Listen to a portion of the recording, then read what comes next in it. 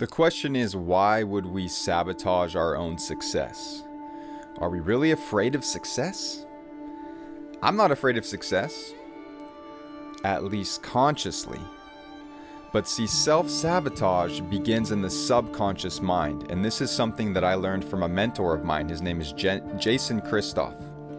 So what's happening is our subconscious mind actually wants us to survive, believe it or not. So the self-sabotage is actually a survival mechanism, because what's happening is our subconscious mind is trying its best to make sure that we fit into our tribe, our culture. It's scanning our environment, seeing repetitive messages in the environment, and then it's gonna wire our behavior to match our environment, so that we fit in and are accepted by our tribe, because at one point that meant survival.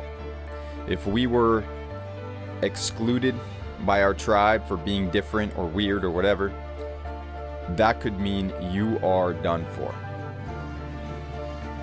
The problem today is that our environment is telling us, be addicted to things, be poor. This is what we see, right? I mean, for the most part, if we were to start really succeeding in our dreams, we would start to separate ourselves from our friends and family, from people we grew up with, from the rest of our tribe. And so the self-sabotage kicks in to keep you in a tribe of unsuccessful people. So, what do we do about this? Well, first of all, my name is Nico, and I help heroes slay invisible dragons. Meaning I help you slay dragons that you are not currently aware of. And if that sounds intriguing, go ahead, check that out at nicothehero.com.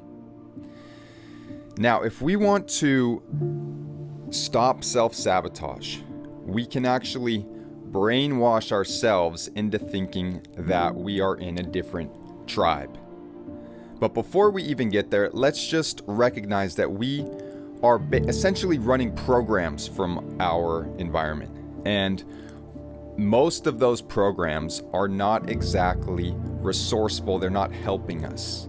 For example, we are programmed to believe that people that have a lot of wealth are evil, right? They're snobby.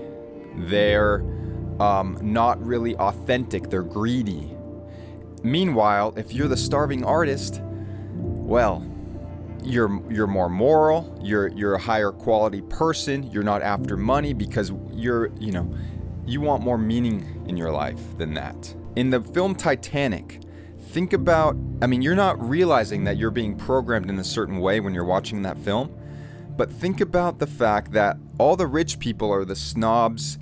That's the family that Rose is a part of, and she wants to escape. She doesn't feel like she fits in, and she meets this starving artist who just happened to win a ticket to the Titanic, and he doesn't have any money, no worries, and he's the hero of the story, or he and Rose are, I guess. But and remember when they go down into the bellows of the ship, and they find the working class that's just drinking and dancing, and there's music. It's fun, right? That's what's being poor is fun. No, it's not. But we've been programmed to believe these things. Here's another program that we run. Poisoning ourselves as an act of celebration. Okay? Cheers! Gulp, gulp, gulp. Look familiar? How about every single holiday comes with it candy and pies and sugar and of course more drinking, right? So this is another program that we're running, that to celebrate with family, that to celebrate successes, we're gonna treat ourselves to something that actually doesn't nourish our body and kind of poisons us. Now there's more programs. That's actually what I'm doing in this business, is teaching people, really guiding people to the hidden truths so that they can see for themselves all these ways that we're programmed that we're not even conscious of.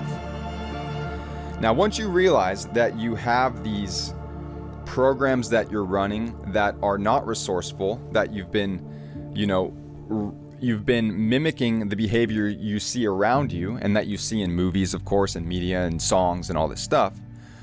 Well, what do we do now? We can limit our exposure to certain negative media when we start to recognize that. By the way, this is how advertising works. I used to think that I was above advertising. Oh, I'm not fazed by advertisements, so I'm too smart for that. No.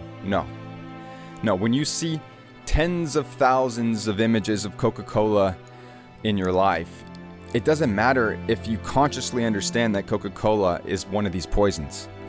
You're still gonna kind of have an association with it that was just built from all of those images you've seen, and it's really hard to combat that, and it affects us on a deep level.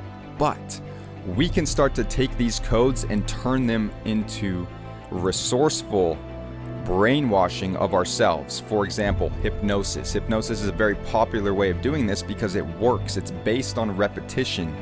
So people can hypnotize themselves out of smoking or into wealth. All these different, you recognize you have a program that's telling you one thing and you consciously understand you need to change that program. Well, hypnosis is a great way to do it. You can either work with a hypnotist of some kind who creates something custom for you. You can find these things online and just listen to them as you're falling asleep.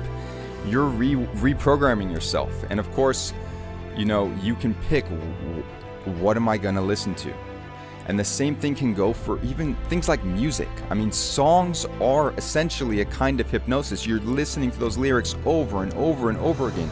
And guess what? Most songs out there on the radio are filthy, and just not really helping you in your life.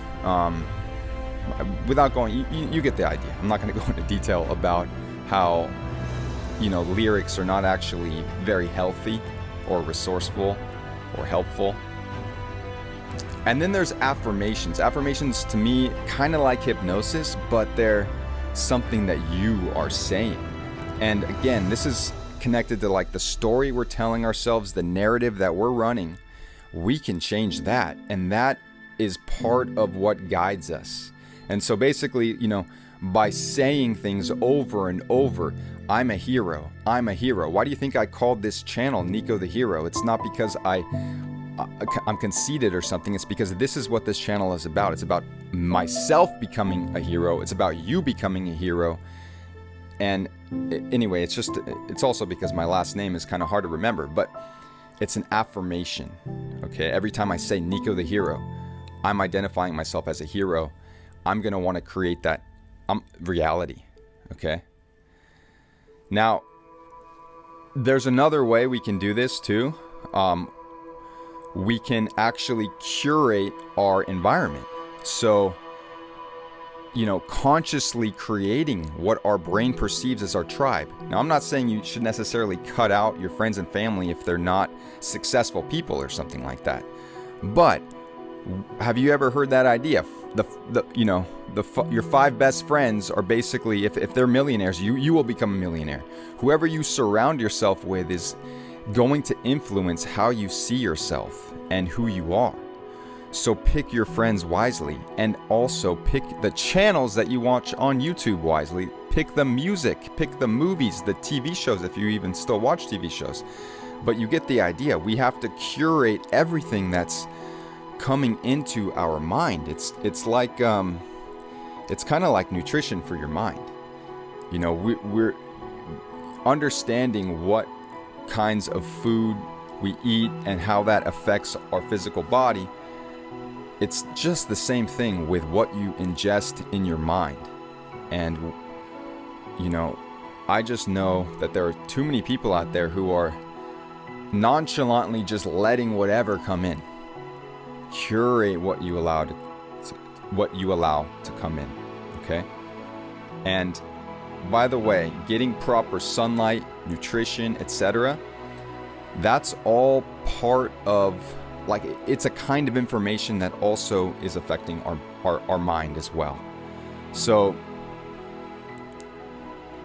I hope this is, getting you thinking about, okay, how do I stop self-sabotage? The self-sabotage is happening as a survival mechanism trying to get me to fit into my tribe, well, I can consciously create my tribe. I can consciously hypnotize myself. I can brainwash myself for success, for my dreams, to be healthier, to be stronger, to be the person the highest version of yourself. It's something that there's actions involved in this, but and discipline and effort and figuring things out, but it's also like, training your subconscious mind to believe things that are aligned with your goals. Now, once we stop self-sabotaging, we're brainwashing ourselves into success. Part of this change, part of becoming that hero who we need to be, is what I call strategic self-development. And I explore that in this next video.